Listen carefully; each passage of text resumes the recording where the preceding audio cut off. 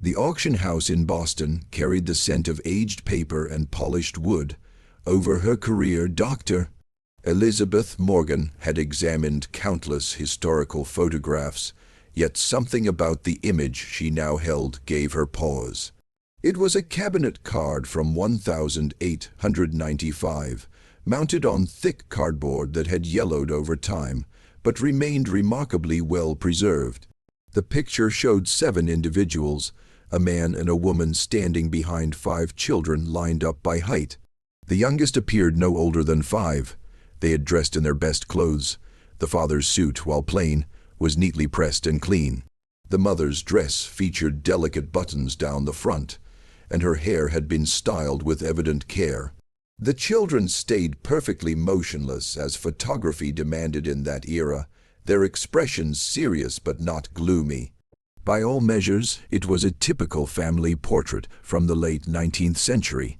Elizabeth had been brought in to authenticate a collection of African-American historical photographs donated to the Massachusetts Historical Society. Most were faded, damaged, or poorly kept. This one stood apart. Its clarity was extraordinary. Every fold in the fabric, each strand of hair, every detail of their faces had survived well over a century with unusual crispness. She positioned the photograph under the magnifying lamp on her desk. The light revealed textures invisible to the naked eye, the weave of the father's jacket, a small rip in the backdrop behind them, even the grain of the wooden floor they stood on. Elizabeth began her usual documentation process, measuring dimensions, noting the photographer's stamp on the back, recording the cardstock type. Music, then she noticed them. At first, she thought it was a flaw in the print, irregular dark lines across the father's hands where they rested on his oldest son's shoulder. She adjusted the lamp and brought the image closer. Not printing defects, the lines had depth, texture, and dimension. She moved to the mother's hands, folded gracefully at her waist. There, too, were marks that seemed to tell a story the formal pose tried to hide.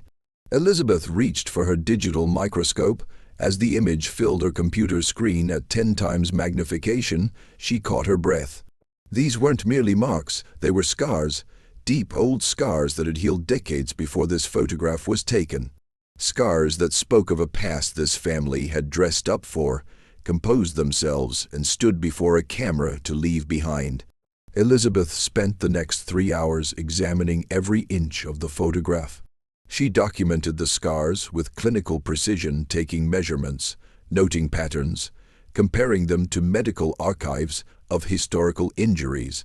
The father's wrists bore circular marks, consistent and symmetrical. They wrapped around both wrists like permanent bracelets of damaged tissue. His palms showed linear scars, some crossing others, creating a map of old wounds. The mother's hands told a different but equally disturbing story. Her fingers appeared slightly bent, as if they had been broken and healed improperly. The skin across her palms had a different texture from the surrounding tissue, smoother in some places, rougher in others. Along the backs of her hands ran thin, raised lines that disappeared into the sleeves of her dress. Elizabeth pulled up her database of 19th century labor practices. She had studied this period extensively, the decades after the Civil War, when 4 million formerly enslaved people began building new lives. The scars she was looking at didn't come from ordinary work accidents. They were too specific, too patterned, too extensive. She zoomed in on the father's face. His expression was dignified, almost defiant. His eyes looked directly at the camera with unwavering steadiness. Whatever he had endured, he had survived it. He had built a family. He had saved enough money to afford this photograph, an expensive luxury in 1895.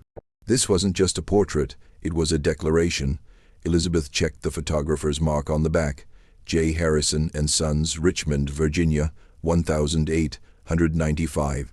Richmond, the former capital of the Confederacy, a city still rebuilding 30 years after the war ended.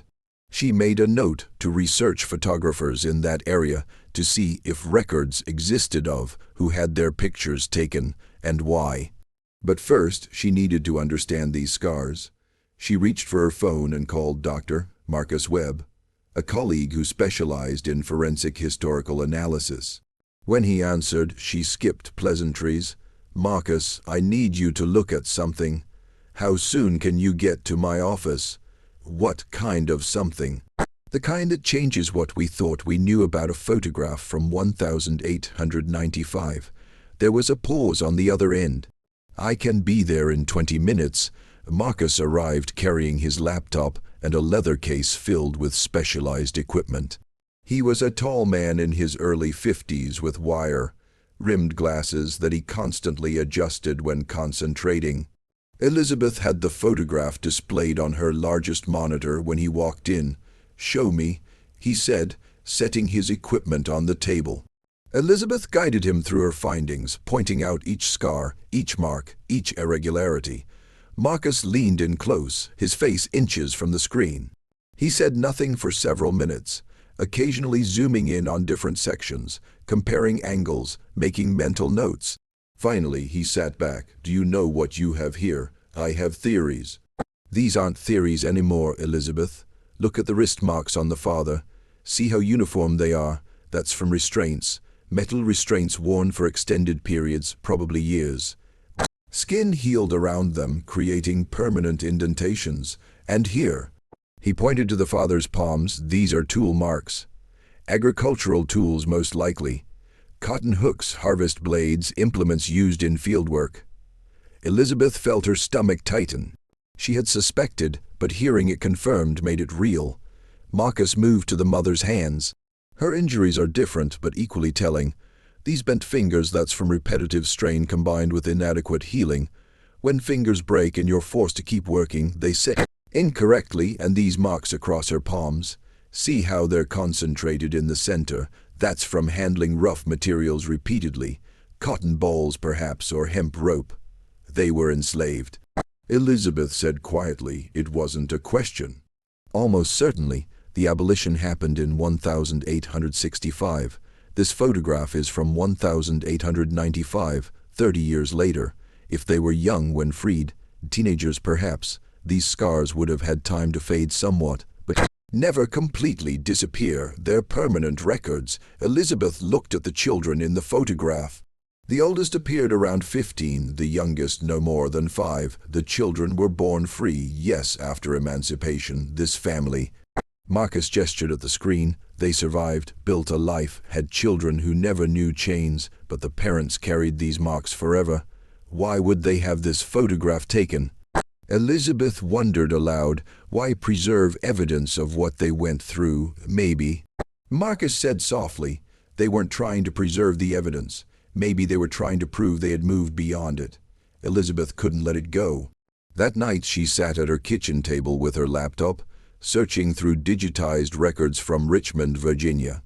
The 1890 census had been destroyed in a fire, which made tracking people from that era incredibly difficult. But there were other sources: city directories, property records, church registries, newspaper archives. She started with the photographer. J. Harrison and Sons had been a prominent photography studio in Richmond from 1880 to 1910. Music, their business records, miraculously, had been preserved by a local historical society. Elizabeth requested access and received a scanned ledger book 2 days later. The ledger listed clients by date, name, and type of photograph ordered. Most entries were simple: John Smith, single portrait, or Williams family, group sitting. But as Elizabeth scrolled through the entries from 1895, one caught her attention. Family of 7, cabinet music card, payment in full, August 1895. No name, just family of 7. She cross-referenced this with other documents from that period. In 1895, having a professional photograph taken was expensive, roughly equivalent to a week's wages for most workers. For a formerly enslaved family to afford this meant serious saving, significant sacrifice. Elizabeth expanded her search to Richmond's African-American community records. Several churches had maintained detailed membership logs. She found birth records for children born in the 1880s and 1890s, marriage records from the 1870s, property transactions showing formerly enslaved people purchasing land and homes. One document stood out, a property deed from 1882 recording the sale of a small plot of land to a man and his wife. Both listed as colored, with no surnames provided, a common practice immediately following emancipation. The location was on the outskirts of Richmond, in an area that had become an enclave for freed people. Elizabeth studied maps from that era. The neighborhood had been called Union Hill, and it had housed dozens of families rebuilding their lives. She found newspaper articles mentioning the community, some sympathetic, many hostile. Richmond in the 1890s was a city struggling with its past and resisting the future. Then she found something unexpected, a mention in a church newsletter from 1896, 1 year after the photograph was taken. It listed community members who had recently departed for northern opportunities. Among the names, a family of 7. Elizabeth contacted the historical societies in Philadelphia, New York, and Boston, cities where many African-American families from Virginia had migrated in the late 1890s, seeking better opportunities and escaping increasingly hostile Jim Crow laws. She sent copies of the photograph, asking if anyone recognized the family or had records that might match. 3 weeks later, she received a response from the Philadelphia Historical Commission. An archivist named James Chen had been working on a project documenting Great Migration families, not the famous migration of the 1920s, but the smaller, earlier movements of the 1890s. "I think I found your family," his email read, "or at least their trail." Elizabeth called him immediately. James explained that he had been cataloging church records from a historically black congregation in North Philadelphia. In their membership logs from 1896, he had found an entry for a family matching the photograph's description. A couple in their 40s with 5 children. The church kept detailed records, James explained. They noted where families came from, what work they did, significant life events. This family arrived from Richmond in late 1895, just a few months after your photograph was taken. "Do you have names?" Elizabeth asked. "First names only for the parents. The father is listed as Thomas, the mother is Sarah. The children's names are also recorded. But here's what's interesting. There's a note in the margin written in different ink, added later. It says, 'Family of great dignity and quiet strength. Both music parents bear the marks of their former condition.'" Elizabeth felt chills run down her spine. Someone noticed the scars. It appears so. The church's pastor at the time was known for documenting the stories of his congregation. He interviewed families, recorded their histories. Unfortunately, most of his detailed notes were lost in a fire in 1923. But this marginal comment survived. What happened to them, the family? James paused. The records show they were active church members for several years. Thomas worked as a skilled carpenter. Sarah took in laundry and sewing. The children attended school, which was remarkable for that time. The oldest son's name appears in high school records from 1899, and after that, the trail gets harder to follow. Families move frequently, names change, records become scattered. But I have one more thing to show you. James sent another file. A newspaper clipping from the Philadelphia Tribune, an African-American newspaper dated 1904. It was a brief article about a community celebration, listing prominent families in attendance. Among them, Thomas and Sarah, longtime residents known for their contributions to the community's growth. 9 years after the photograph, they had not just survived, they had built something lasting. Elizabeth became obsessed with finding what happened to the 5 children in the photograph. She reached out to genealogists, posted inquiries on historical research forums, and spent hours poring through school records, marriage certificates, and city directories from Philadelphia. Early 1900s, the oldest son's trail was easiest to follow. His name, she now knew him as Thomas Jr., appeared in high school graduation records from 1900, one of only a handful of black students to complete secondary education in Philadelphia that year. From there, she found a college enrollment record, Howard University, Washington, D.C., 1901. He had studied to become a teacher. The second child, a daughter named Ruth, married in 1905. Elizabeth found the marriage certificate, which listed her father's occupation as carpenter, and noted that Ruth herself worked as a seamstress. The certificate included an address in South Philadelphia in a neighborhood that had been predominantly African American. The middle child, a son named Samuel, proved harder to track. His name appeared sporadically in city directories, always with different occupations: laborer, porter, later a shop owner. He seemed to have moved frequently within Philadelphia, perhaps seeking better opportunities. The two youngest children, Mary and Joseph, both born in the early 1890s, had been small children in the photograph. Elizabeth found their school records showing regular attendance through 8th grade. Mary's name appeared in a church choir roster from 1908. Joseph's name showed up in military draft registration cards from 1917 when America entered World War I. But what struck Elizabeth most was what she found in census records from 1910. By music then, all 5 children were listed as literate, able to read and write. In 1910, when more than 30% of black Americans in the South were still illiterate due to lack of educational access, these 5 children of formerly enslaved parents had all received an education.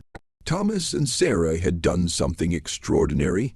Despite carrying the permanent marks of enslavement, despite the economic hardships and racial hostility they faced, they had ensured their children had opportunities they themselves had been denied. Elizabeth found one more document that brought tears to her eyes, a property deed from 1908 showing that Thomas had purchased a house in North Philadelphia, not rented, owned, a 2-story row house on a quiet street. The deed listed his occupation as master carpenter, music, and noted that the property was purchased free and clear.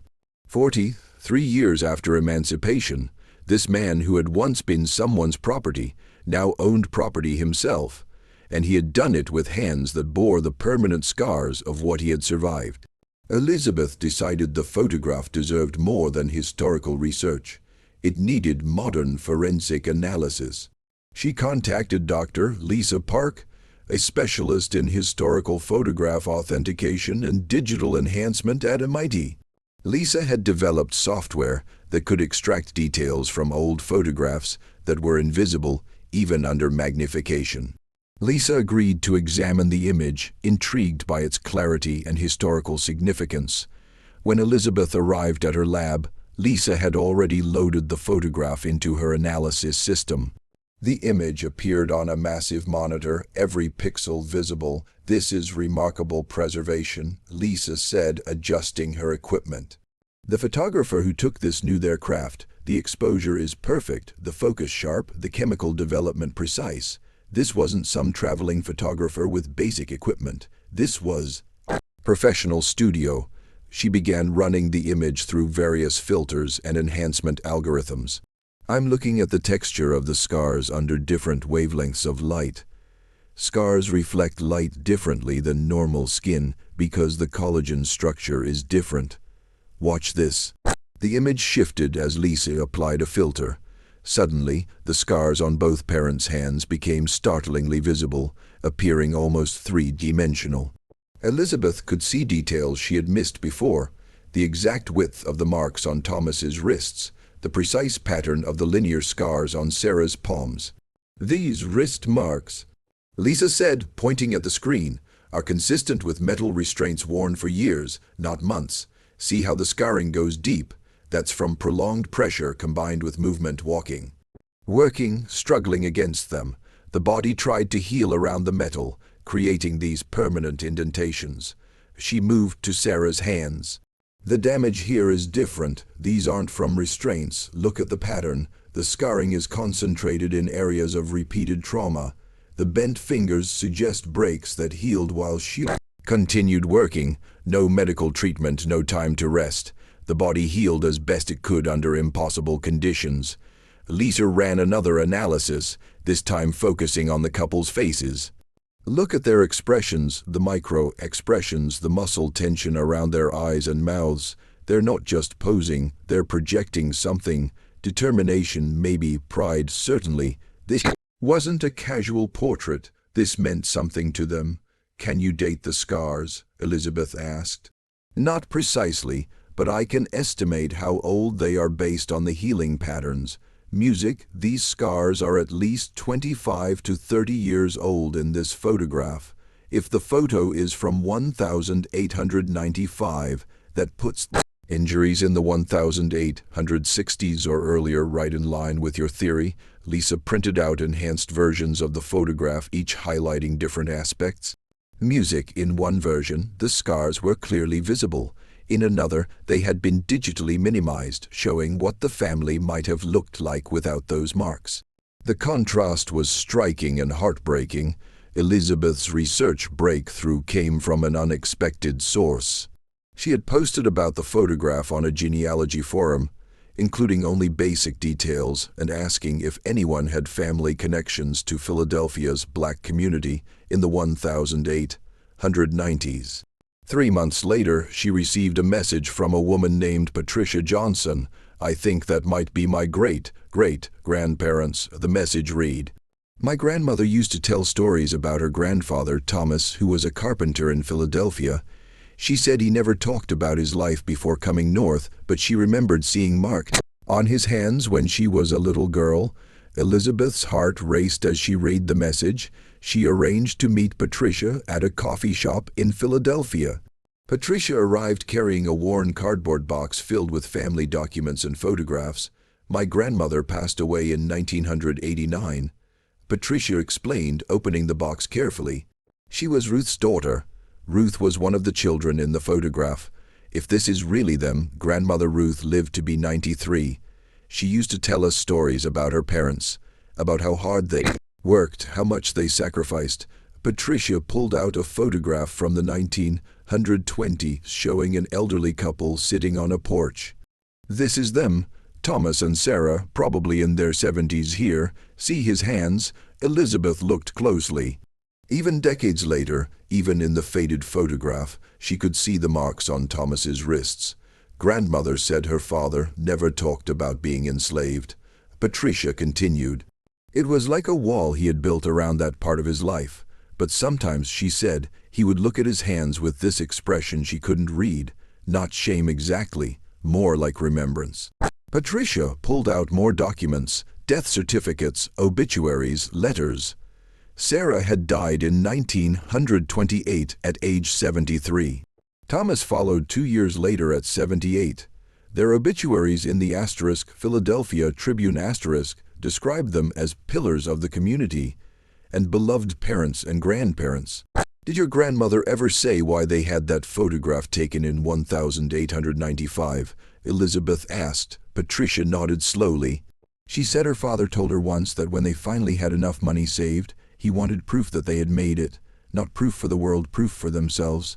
That photograph was their Declaration of Independence, 30 years late, but finally theirs to claim." Elizabeth felt tears forming. "Would you be willing to share your family's story publicly? To let people know who these people were, what they survived, what they built?" Patricia looked at the 1895 photograph on Elizabeth's tablet, studying the faces of her ancestors. "Music, they spent their lives trying to move beyond those scars," she said quietly. "But maybe it's time people knew the truth, not to focus on what was done to them, but to understand what they overcame." 6 months later, the Massachusetts Historical Society opened a special exhibition titled *Visible Histories, Stories Written on the Body*. The 1895 photograph of Thomas and Sarah's family was the centerpiece, displayed on a large wall with detailed explanations and context. Elizabeth had worked with Patricia and other descendants to create a comprehensive display. It included the original photograph, enhanced forensic images showing the scars in detail, historical documents about enslavement and its music aftermath, and most importantly, the story of what the family had built after 1895. The exhibition opened on a Saturday morning. Elizabeth stood near the entrance, watching visitors file in. Some stopped briefly at each display. Others stood transfixed before the central photograph, reading every word of explanation, studying every detail of the image. One visitor, an elderly black man, stood before the photograph for nearly 20 minutes. Elizabeth noticed tears running down his face. She approached him gently. "My grandfather had marks like those," he said without turning away from the image. "On his wrists, on his back. He was born in 1858, enslaved until he was 7 years old. He lived to be 92, but he carried those marks his entire life. He never talked about them, but we all knew. We all saw." Throughout the day, similar stories emerged. Descendants of formerly enslaved people recognized the scars, understood their meaning, shared their own family histories. The photograph had become more than a historical artifact. It was a mirror reflecting countless untold stories. Patricia attended the opening with several family members, including her own grandchildren. They stood together before the photograph of their ancestors, and Patricia explained who each person was, what they had accomplished, how their sacrifice and strength had rippled forward through generations. "That's your great-great-great-grandfather Thomas," she told her youngest grandson, a boy of about 8. "He built houses with those hands, beautiful houses that are still standing today. He made sure all his children could read and write. He saved enough money to buy his own home, and he did all of that even though he carried those scars forever." The boy studied the photograph seriously. "He looked strong," he said finally. "He was," Patricia replied. "They both were." Local newspapers covered the exhibition. A reporter from the Boston Globe interviewed Elizabeth about the forensic analysis and historical research. National media picked up the story. Within weeks, the photograph had been shared millions of times online. Each share accompanied by discussions about historical trauma, resilience, and the long shadow of enslavement. But Elizabeth noticed something else in the responses: gratitude. Person after person thanked her for bringing this family story to light, for not looking away from the scars, for insisting that what had been survived deserved to be remembered and honored. 3 months after the exhibition opened, Elizabeth received a package from Patricia. Inside was a leather-bound journal, its pages yellowed and fragile. A note explained, "We found this among my grandmother Ruth's belongings. It's her diary from the 1960s. There's an entry I think you should read." Elizabeth carefully opened the journal to the marked page. The entry was dated August 15, 1963, the same month as the March on Washington. Ruth would have been in her late 70s by then. The entry read, "Today they are marching in Washington for freedom and rights we should have had a century ago. I'm too old to march, but I remember my father's hands. He never spoke of his years in bondage, but those marks told the story he couldn't say aloud. When I was a little girl, I asked him once why he didn't have them removed. I'd heard that doctors could sometimes help with scars. Music, he looked at me with such tenderness and said, 'These marks are proof that I survived. They're proof that nothing could break me, and every time I look at them, I remember that I am free.'" I didn't understand then. I thought scars were something to hide, something shameful, but I understand now. My father didn't display those scars, but he didn't hide them either. They were part of his truth, part of his story. He built a good life despite them, or perhaps because of them, because they reminded him every day what he had overcome and why he fought so hard to give us better. I look at my own hands now, unmarked and free, and I think of his. I raised 4 children with these hands. I held grandchildren with them. I never knew chains or lashes or the sting of forced labor. Because my father survived with his scars, I lived without them. That is his legacy. Elizabeth closed the journal carefully, her throat tight with emotion. This was what the photograph had been trying to say all along. not just a record of suffering, but a testament to survival. Not just evidence of historical trauma, but proof of impossible strength. She thought about Thomas and Sarah standing before the camera in 1895, wearing their finest clothes, their children arranged around them. They had known the photographer would capture everything, including the marks they carried. They had chosen to take that photograph anyway, to create a record that said, "We were enslaved, we survived, we built this family, we are here." The truth written on their hands wasn't just about what had been done to them. It was about what they had done despite it. How they had loved, worked, saved, struggled, and persevered until they could stand before a camera and claim their place in history. Elizabeth returned to her office and looked once more at the photograph displayed on her wall. Thomas's hand resting on his son's shoulder, those scarred fingers, a bridge between a brutal past and a possible future. Sarah's dignified expression, her marked hands folded calmly, carrying her truth with quiet strength. They had left this photograph behind, not as evidence of their suffering, but as proof of their triumph. And 130 years later, their message had finally been received, understood, and honored. The scars told a truth no one should have had to carry. But the photograph told a greater truth, that carrying it, they had refused to be broken. They had survived. They had built music they had loved.